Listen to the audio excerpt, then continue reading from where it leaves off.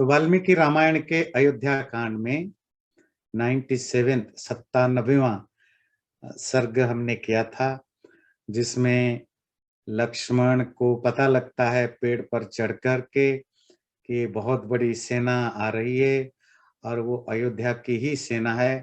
पहले तो वो गुस्से में बहुत लाल पीला होता है, भरत को मारने के लिए कसम प्रतिज्ञा करता है, पर राम के फिर समझाया कि ऐसा नहीं हो सकता है, वो मिलने आ रहा हो सकता है पिताजी खुद आ रहे हो मिलने के लिए। तो वो लक्ष्मण को जब समझाते हैं तो लक्ष्मण समझ जाता है और उसको भी लगता है शायद पिताजी आए होंगे हमसे मिलने के लिए। तो तो फिर वो प्रतीक्षा कर पेड़ से नीचे उतर आते हैं और प्रतीक्षा करते हैं। उस तरफ जो आज शुरू करेंगे 98 से, भरत ने चित्रकूट पहाड़ के नीचे अपने सब सैनिकों को बोल दिया है कि आप अपना कैंप लगा दो, इससे आगे आपको जाना नहीं है। शत्रुघ्न को बोला आप एक छोटी सी टुकड़ी तैयार करो कुछ लोगों की, और गुह जो निषाद राज गुह जो उनके साथ भी आया था उसको भी बोला कि आप अपनी कुछ रिलेटिव और फ्रेंड्स वगैरह थोड़ा धनु तीर लेकर के कोई प्रॉब्लम ना हो तो आप तैयार रहिए। और भरत खुद अपने मंत्री आचार्य वशिष्ठ, पुरोहित, सुमंत्र, अपनी माओ, तीनों माएं, इन लोगों के साथ राम को ढूंढने के लिए चले। जहां से वो धुआं आ रहा था, यज्ञ की धुआं, तो उसको देखते देखते वो चल रहे थे। चलते चलते रास्ते में एक साल के पेड़ पर चढ़ करके देखा कि पास में ही एक जगह से वो जो धुआं निकल रहा था वो इसी पास के ही जगह से निकल रहा है। तो भरत समझ गए कि यही जगह है जहां राम का आश्रम है, रामाश्रम है ना, राम का भी आश्रम है। तो वो बड़े खुश हुए, खुश होकर के फिर जल्दी जल्दी चलने लगे। और थोड़ा पास जाकर के जब उन्होंने देखा, एक कुटिया टाइप का कुछ देखा जिसमें से यज्ञ की आग की धुआं निकल रहा था, तो उन्होंने शत्रुघ्न को बड़े जोश उत्साह के साथ बुलाकर दिखाया कि देखो यही है, मुझे लगता है भाई राम, भाभी सीता और लक्ष्मण यहीं पर टिके हुए हैं। उन्होंने वशिष्ठ को भी आंखों के इशारे से संकेत किया कि आप हमारी माओं के साथ लेकर के इसी तरफ आइए। और वो सुमंत्र के साथ जल्दी जल्दी बहुत फास्ट स्टेप लेकर के उसके तरफ भागने लगे। गच्छन्नेवाथ भरत स्थापसालय संस्थितां भ्रातु पर्णकुटिं श्रीमान् नुटजं च ददर्शः।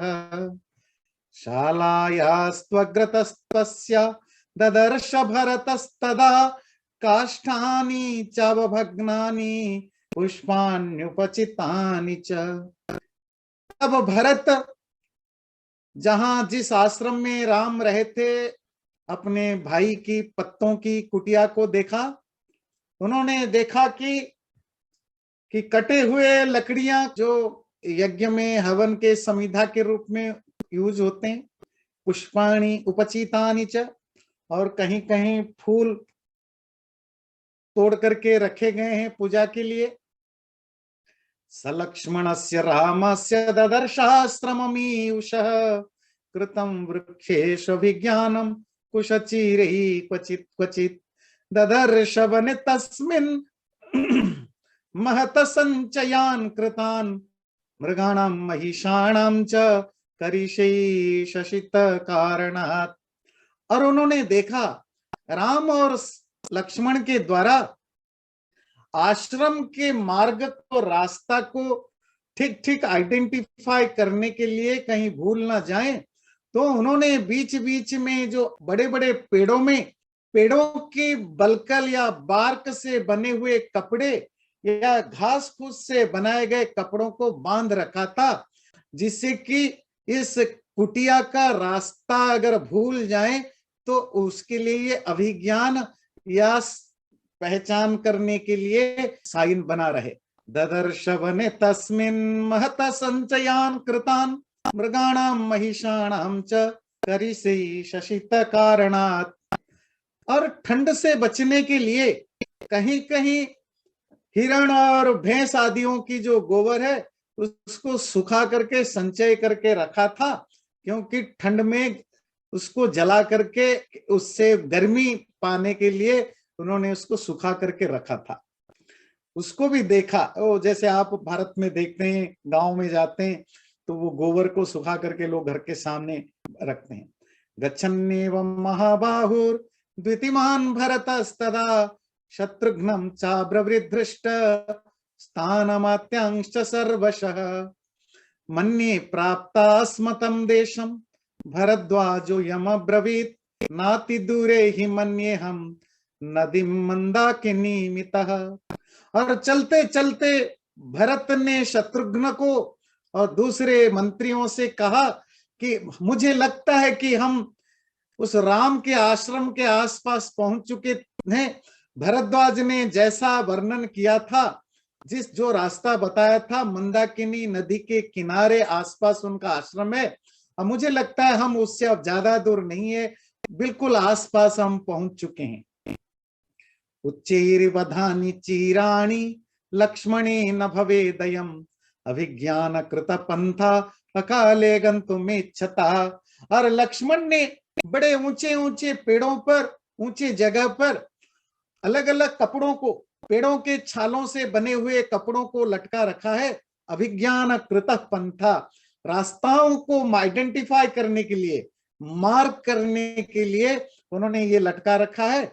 इदं चोदात्त दंतानां कुंजराणां तपस्विनां शैलपार्श्वे परिक्रांत मन्युन्यम अभिगर्जताम् यमेवाधातुम् इच्छन्ति तापसा सततं वने तस्यासौ दृश्यते धूम संकुल कृष्ण वर्तमन। ये जो देखिए रास्ता सा बना हुआ है, जहां बहुत सारे बड़े बड़े हाथी इस पहाड़ के पास चिल्लाते हुए, गरजते हुए, एक दूसरे से लड़ते हुए जाने का मार्ग बना हुआ है। जब हाथियों का मार्ग कहीं बना हुआ दिखता है ना, तो ध्यान रखिए, ये साइन होता है कि आसपास कहीं नदी या झरना या कोई पानी का जगह है, क्योंकि हाथी झुंड में हमेशा पानी पीने के लिए पानी जगह पर जाते हैं। तो इससे पता लगता है नदी कहीं आसपास है और ये आश्रम भी उसी के किनारे है। जिस आग को ऋषि मुनि लोग अपने आश्रम में हमेशा बनाए रखना चाहते हैं, ऐसा जो यज्ञ का अग्नि, वो यज्ञ का अग्नि भी यहाँ दिख रहा है, जहां से ये धुआं निकल रहा है। अत्राहम पुरुष व्याघ्रम गुरु सत्कारकारिणम आर्यम द्रक्ष्यामि संहृष्टो महर्षिमिव राघवम। और मैं ये देख रहा हूं, मतलब मैं ये मान रहा हूं, पुरुषों में सिंह, मनुष्यों में शेर जैसा, अपने बड़ों का ढंग से सत्कार करने वाले मेरे आर्य, आर्य मतलब बड़े भाई राम, जो कि अभी महर्षि के रूप में, ऋषि के रूप में रहते हैं, वो यहीं पर रहते हैं और मुझे लगता है मैं उनको यहीं पर देखूंगा। अथ गत्वा मुहूर्तं तु चित्रकूटं सराघवः मंदाकिनी मनुप्राप्त स्तम जनम चेदम ब्रवीत। और वो भरत और थोड़े दूर चित्रकूट की ओर चलते हुए मंदाकिनी के पास पहुंच करके उन्होंने लोगों से बोला, जगत्याम पुरुष व्याघ्र आस्ते वीरासने रतः जनेन्द्र निर्जनम प्राप्य धीमी जन्म सजीवितम मत्कृते व्यसनम प्राप्तो लोकनाथो महाद्वितिः सर्वान् कामान परित्यज्य वने वसति राघव। सारे पृथ्वी पर मनुष्यों में शेर जैसा मेरे बड़े भाई राम, जो लोगों का राजा होना चाहिए था, आज वो इस निर्जन अकेले सुनसान जंगल में है। ये सब मेरे ही कारण हुआ है। धिंग में जन्म सजीवितम, मेरे जन्म को भी धिक्कार है, मेरे जीवन को भी धिक्कार है। मेरे ही कारण मेरे राज्य के इस देश का नाथ स्वामी राम, जो कि महान प्रभावशाली है, सब चीजों को त्याग करके आज जंगल में रह रहे हैं। इति लोक समाकृष्टः पादेष्वद्य प्रसादयन् रामस्य निपतिष्यामि सीताया लक्ष्मणस्य च। और इस तरह मैं जो सारे संसार में निंदा का पात्र हूं, हर कोई मेरी निंदा कर रहा है, ऐसा जो मैं राम को देखते ही मैं इनके पैरों में गिर जाऊंगा और मैं लक्ष्मण के भी पैरों में गिरूंगा, मैं सीता के भी, मां सीता के भी पैरों में गिरूंगा, उनको प्रसन्न करने के लिए। इस तरह विलाप करते हुए दशरथ का बेटा भरत चलते चलते वो सुंदर पवित्र पत्तों से बनी हुई कुटिया को देखा जहां राम लक्ष्मण सीता रहते थे। साल का पेड़, ताल का पेड़ और अश्वकर्ण का पेड़, इन पेड़ों के पत्तों से चारों तरफ से भरी हुई एक ऊंची सी वेदी जैसा, अल्टर जैसे जगह को देखा। ऐसा लग रहा था मानो यज्ञ की वेदी हो। पास में इंद्र के वज्र के समान बड़े भयंकर धनु रखे हुए हैं और उन धनुओं के साथ सोने के पीठ वाले बड़े सारे बाण रखे हुए हैं। वहां तरकस लटका हुआ है जिसमें सूरज की रश्मि की तरह बाण सब रखे हुए हैं। और पास में भी उन्होंने देखा तो मैन के अंदर बड़े सोने के और चमकीले चमकीले तलवार भी रखे हुए हैं, जो गोह नामक पशु के चमड़ी से, स्किन से बना हुआ है, जो अंगुलित्र, फिंगर गार्ड जो हाथों में पहनते हैं लड़ाई के समय, वो भी वहां रखे हुए हैं।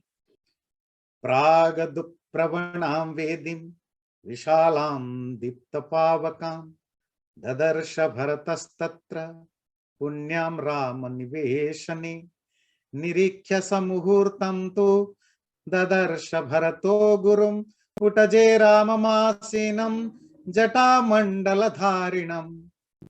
देखते देखते भरत चल रहे हैं। कुटिया के थोड़ा सा दूर खड़े होकर देखा कि एक वेदिका, एक अल्टर पर चमकते हुए शरीर वाले ईशान कोण में, नॉर्थ ईस्ट साइड में राम को बैठे हुए उन्होंने देखा, जो कि जटाओं से जिनका सर भरा हुआ है, ऐसे राम को उन्होंने थोड़ी दूर से देखा। तम तो कृष्णाजिनधरम चीरवल्कलवाससं ददर्श राममासीन मभिता पावकोपमं सिंहस्कंधं महाबाहुं पुंडरीक्य निवेक्षणं पृथिव्या सागरान्तायाः भर्तारं धर्मचारिणम् उपविष्टं महाबाहुं ब्रह्माणमिव शाश्वतं स्थंडिले दर्भ संस्तीर्णे सीतया लक्ष्मणेन च। और भरत ने देखा ईशान कोण में, नॉर्थ ईस्ट साइड में राम बैठे हुए हैं, बाल जटा बना हुआ है, हिरण के कीन से बने हुए कपड़े पहने हुए हैं, पेड़ों के छाल से बने हुए कपड़े को भी उड़ा हुआ है।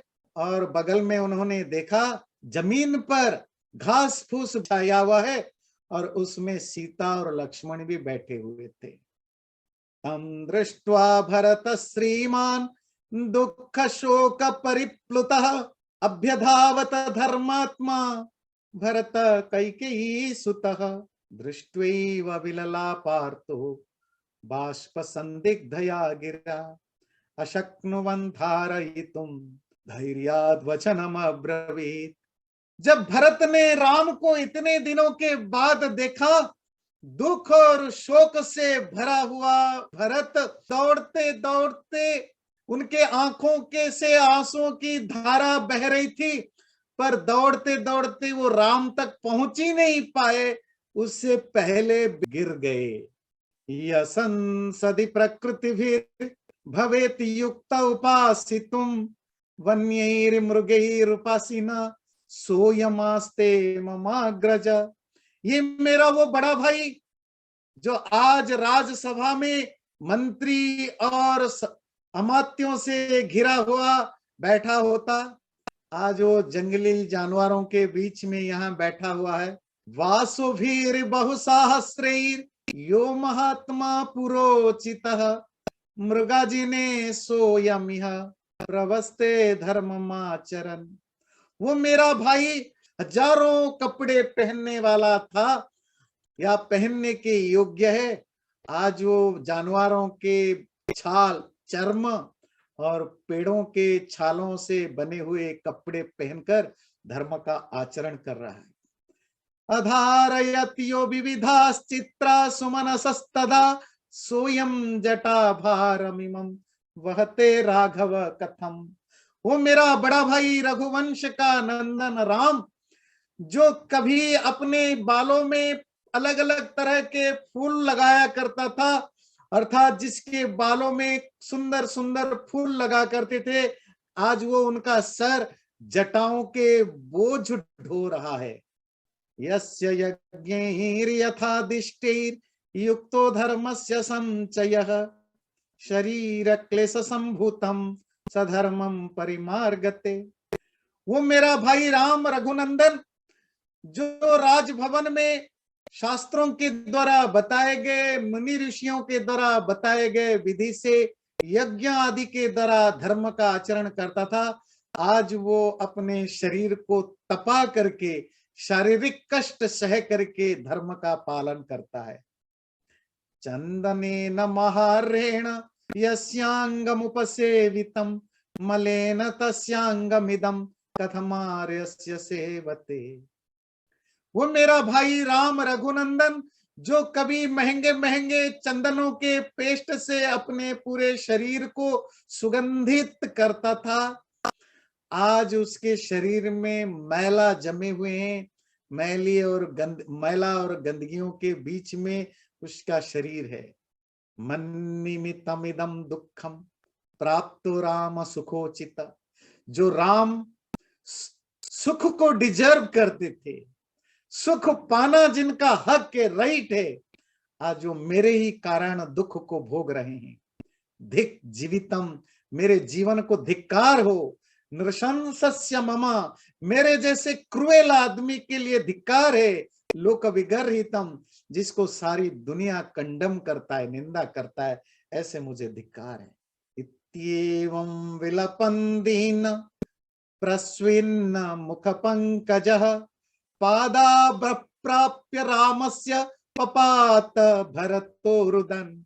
इस तरह विलाप करते हुए, रोते हुए भरत दौड़े दौड़े राम के पास पहुंचने से थोड़ी ही देर पहले ही उनके चरणों को पाए बिना, मतलब उनके पास जाने से पहले ही नीचे गिर गए और उनका मुंह पसीने से लथपथ हो गया था। दुःखाभितप्तो भरतो राजपुत्रो महाबलः उक्त्वार्येति सकृद्दीनम् पुनर्नोवाच किंचन।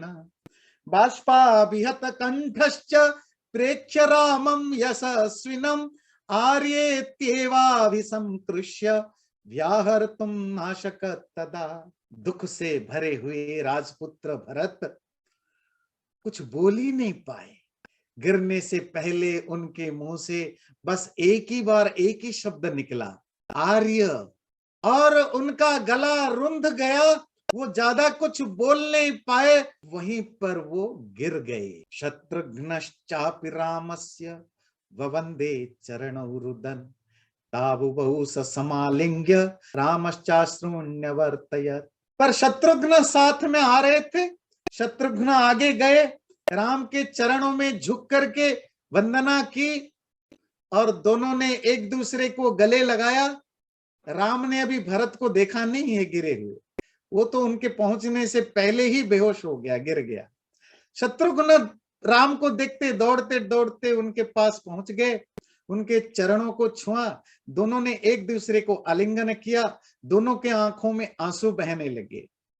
ततः सुमंत्रेण गुहेन चैव समीयतु राजसुतावरण्ये दिवाकरश्चैव निशाकरश्च यथांबरे शुक्र बृहस्पतिभ्याम। और उनके पीछे पीछे सुमंत्र आ रहा था, मंत्री सुमंत्र, गुह, निषादराज गुह, ये भी दौड़े दौड़े आए, राम को और शत्रुघ्न को गले लगाया। वो ऐसा लगा मानो सूरज और चांद, दिवाकर और निशाकर आकाश में शुक्र और बृहस्पति ग्रह से मिल रहे हो। तान पार्थिवान वारण युथ पभान समागतम तत्र महत्यरण्ये वनौ कसस्तेऽपि समीक्ष्य सर्वेप्यश्रूणि अमुञ्चन् प्रविहाय हर्षन्। और वहां जो बाकी लोग थे उन्होंने इस तरह राम, लक्ष्मण, शत्रुघ्न, अभी भरत गिरे हुए हैं, उन सबको दिख करके अब शोक का नहीं, सुख की आंसू बहने लगा, खुशी के आंसू बहने लगे। इसी के साथ ये सर्ग समाप्त होता है। अब हम 100वें सर्ग पर चलेंगे। जटिलम चीरवसनम प्रांजलिम पतितं भुवि ददर्श रामो दुर्दर्शम युगान्ते भास्करम यथा।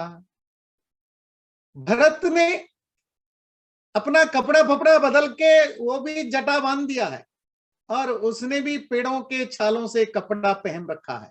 ऐसे जटा बनाए हुए, पेड़ों के छालों से बने हुए कपड़ों को पहने हुए, हाथ जोड़ करके जमीन पर गिरे हुए भरत को राम ने देखा। भरत की इस दशा को देख करके वाल्मीकि लिखते हैं, मानो युग के अंत में सूरज को देख रहा हो। प्रलय के समय क्या होता है, अब मॉडर्न कॉस्मोलॉजी को भी और हमारे हिंदू धर्म के जो कॉस्मोलॉजी को थोड़ी कंपेयर करिए। कहता है युगांते भास्करम यथा, युग के अंत होने पर भास्कर की जैसी हालत होती है। हम मॉडर्न साइंस में क्या पढ़ते हैं कि सूरज धीरे धीरे धीरे एक समय आएगा जो धीमा पड़ जाएगा, उसकी सारी जो तेज है, प्रकाश है, वो नष्ट हो जाएगा, उसकी गैस सारे खत्म हो जाएंगे। वो जो सूरज जब डाइंग स्टेज में होगा, डेड अभी हुआ नहीं है, तो that is the sign of प्रलय, डिसोल्यूशन, सोलर सिस्टम कोलैप्स करेगा।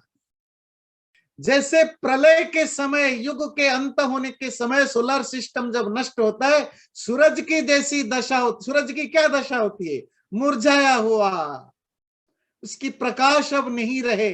इसी तरह भरत जमीन पर गिरा है, सूखा सा, मुरझाया हुआ सा, तेजहीन। कथम चिदभिज्ञाय विवर्ण वदनम कृशम भ्रातरम भरतम राम परिजग्राह बाहुना। राम भरत को पहचान नहीं पाए, ये भरत नहीं है। बड़ा बड़ा मुश्किल से उन्होंने उसको पहचाना, बड़ा टाइम लगा पहचानने के लिए। देखा ये कौन है, ये कौन सा ऋषि कुमार आ गया, और बड़े मुश्किल से जब पहचाना, देखा, उसको उठाया, देखा सूखे हुए मुंह है, शरीर दुबला पतला हो चुका है, ऋषियों की तरह पेड़ों की छाल का कपड़ा पहना हुआ है, बाल को जटा कर रखा है। ऐसे अपने भाई भरत को देख करके राम ने अपने बाहुओं से उसको भर लिया। आपको पता है भरत ने कब ये कपड़े चेंज किया, जब वो नदी के किनारे पहुंचा, गंगा नदी के किनारे।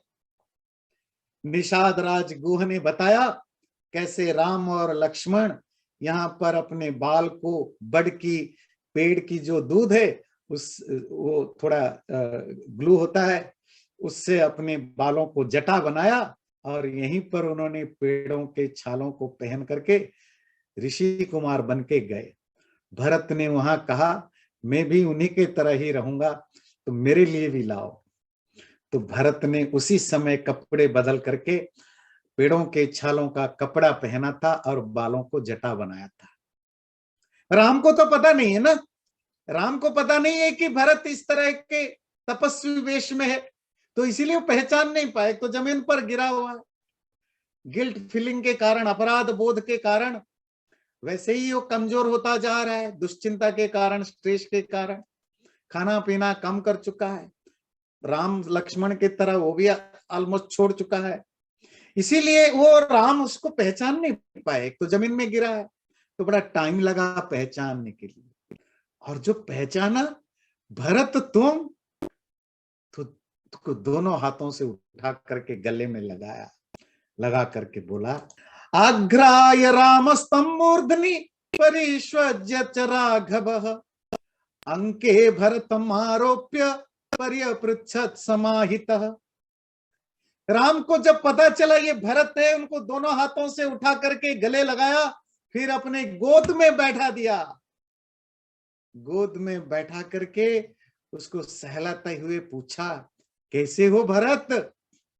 क्वनुते अभूत पीता तात यदरण्यम त्वमागतः नहि त्वं जीवितस्तस्य वनमागन्तुमर्हसि।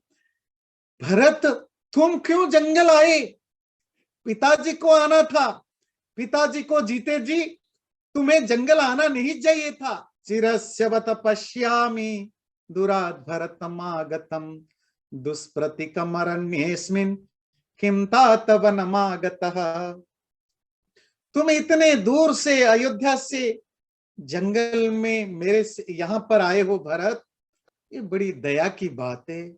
मेरे प्यारे भाई, बहुत दिनों के बाद तुम्हें देखा, पर ये बताओ तुम्हें जंगल क्यों तुम आए? किसने तुम्हें जंगल भेजा? मैं आशा करता हूं महाराज स्वस्थ हैं, और मैं ये आशा करता हूं हमारे विरह में, हमारे बिना हमारे पिताजी महाराज काल में मृत्यु को प्राप्त न किया हो। ऐसा कुछ तो नहीं हुआ है? क्वचित सौम्य नते राज्यम भ्रष्टम बालस्य शाश्वतम। कहीं ऐसा तो नहीं कि भरत तुम बच्चा हो और तुमने राज्य किया होगा तो तुमसे संभाला नहीं गया होगा? कहीं ऐसा तो नहीं कि शत्रु कब्जा कर लिया अयोध्या को, तुम्हें छोड़ के भागना पड़ा? मैं आशा करता हूं तुम अपने पिताजी की जरूर सेवा करते होंगे, कोई ढिलाई नहीं बरतते होंगे अपने पिता की सेवा करते हुए। कचित दशरथो राजा कुशली सत्य संगर राजसूयाश्वमेधानाम आहर्ता धर्म निश्चय।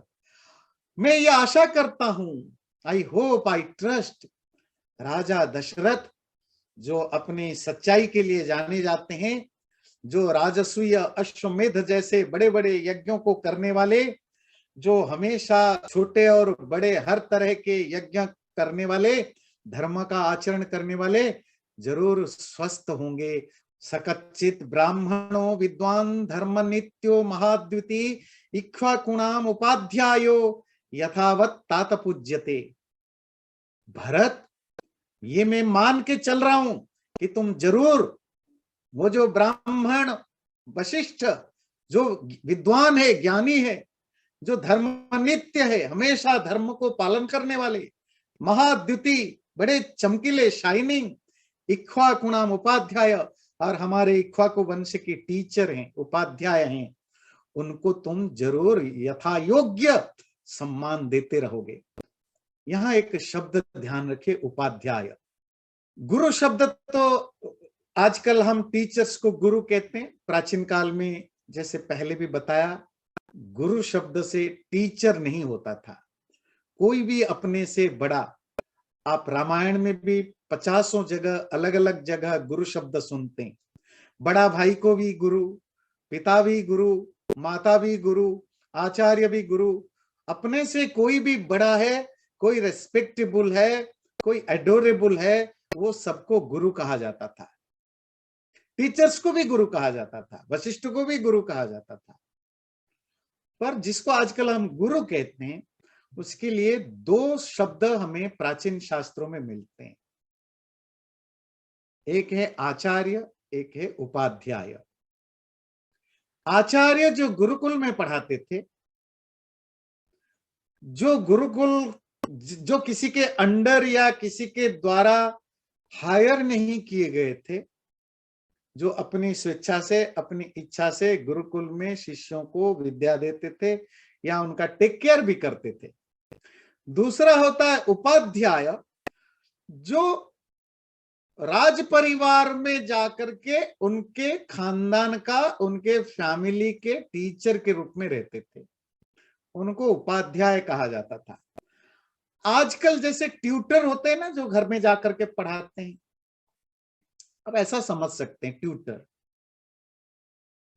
तो उपाध्याय वो जो घर में आपके पास जाकर के आपको शिक्षा दे, आचार्य वो जो अपने गुरुकुल में रहता है, आप वहां जाकर के उससे शिक्षा प्राप्त करते थे। वशिष्ठ को यहां उपाध्याय कहा राम ने, क्योंकि वशिष्ठ अयोध्या के राजवंश में, रॉयल फैमिली में उपाध्याय के रूप में उसी फैमिली के द्वारा अपॉइंटेड हैं, उनके राजाओं को, राजकुमारों को शिक्षा, एजुकेशन, डायरेक्शन वगैरह देने के लिए, मतलब उनको एजुकेट भी करना, उनको रास्ता भी दिखाना, एडवाइस भी करना, हर तरह की चीजें करने के लिए। तो उपाध्याय वो होता है जो पास जा, उप मतलब क्लोज, अध्याय मतलब अध्ययन कराने वाला। ये ध्यान रखिए, बड़ा इंटरेस्टिंग शब्द है उपाध्याय और आचार्य। जैसे महाभारत में हम द्रोण को देखते हैं, तो द्रोण उपाध्याय थे, मतलब वो पांडवों को हस्तिनापुर में, पांडव और कौरवों को आकर के हस्तिनापुर में ही शिक्षा देते थे। पांडव कौरव उनके पास नहीं गए थे सीखने के लिए, द्रोण उनके पास आकर के शिक्षा करते थे। कृष्ण, सुदामा आदि सांदीपनि के आश्रम के जाकर के पढ़ाई करते थे। तो सांदीपनि गुरुकुल में थे, ये वहां गए थे, पर द्रोण हस्तिनापुर में आकर के राजभवन में रह के सिखाते थे। तो ये एक प्रोफेशनल डिस्क्रिप्शन है। तो हे भरत, तुम हमारे वो जो गुरु, इक्ष्वाकु वंश के जो गुरु, सबसे रिस्पेक्टेबल, सबसे बड़े ज्ञानी, धर्म के पालन करने वाले वशिष्ठ का यथाविधि जैसे उनको सम्मान करना चाहिए वैसा ऑनर करते हो कि नहीं, सम्मान देते हो कि नहीं? सातात कच्चित कौशल्या सुमित्रा च प्रजावती सुखिनी कच्चिदार्या च देवी नंदती कैकेयी। भरत, मैं ये आशा करता हूं कि मां कौशल्या, अच्छे बच्चों को पैदा करने वाली मां सुमित्रा और देवी कैकेयी, ये तीनों के तीनों खुश हैं। कच्चित विनय संपन्न कुलपुत्रो बहुश्रुतः अनुसूयुरनुद्रष्टा सत्कृतस्ते पुरोहितः। अयोध्या राजवंश का जो पुरोहित हैं, सुयज्ञ, जो कि वशिष्ठ के पुत्र थे, जो कि बहुत ज्ञानी विद्वान है, बहुश्रुत हैं, शास्त्रों के बड़े ज्ञाता है, और किसी से किसी तरह का कोई घृणा नफरत नहीं रखते हैं, ऐसे जो आचार्य सुयज्ञ है, क्या आप उनके प्रति सम्मान भाव रखते हो कि नहीं? उनको ठीक से आपने सत्कार किया था कि नहीं किया था? कचिदग्नि श्रुते युक्तो विधिज्ञो मतिमान रुजुः भूतम च होष्यमाणम च काले वेदयते सदा। हे भरत, मैं ये आशा करता हूं आपने जरूर अग्निहोत्र किया होगा और भविष्य में भी अग्निहोत्र करता रहेगा। भाव है कि जो हमारे नित्य कर्म है, अग्निहोत्र आदि, जो नैमित्तिक कर्म यज्ञ आदि है, अग्नि में आहुति देना, वो तुम जरूर करते रहे होंगे, और ये भी मैं आशा करता हूं होष्यमाणम च काले, आगे भी करते रहोगे। इनमें कोई तुम गड़बड़ नहीं कर रहे हो, ये मैं आशा कर रहा हूं। कचित देवान पितृन मातृन गुरुन पितृ समानपि वृद्धांश्च तात वैद्यांश्च ब्राह्मणांश्चाभिमन्यसे। और ये भी मैं आशा करता हूं जो हमारे पिता, चाचा आदि, माँ, गुरुजन, अगेन जो हमसे बड़े लोग हैं, देवता, टीचर्स, आचार्य, वृद्ध जो हमारे बुजुर्ग हैं, वैद्य जो हमारे फिजिशियंस हैं, ब्राह्मण जो दूसरे ज्ञानी लोग हैं, उन सबको तुम प्रॉपरली होमेज, रेस्पेक्ट, और उनकी जिस तरह की पूजा या रेस्पेक्ट करना चाहिए वो उन सब तुम करते रहे होंगे, ऐसा मैं आशा करता हूं।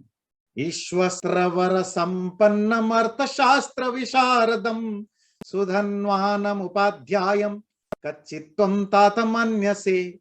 एक दूसरे उपाध्याय हैं, टीचर, उनका नाम है सुधन्वा।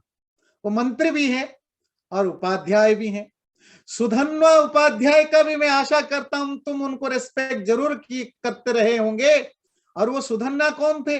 जो लड़ाई के ट्रेनर हैं, जो अस्त्र विद्या सिखाने वाले अध्यापक हैं।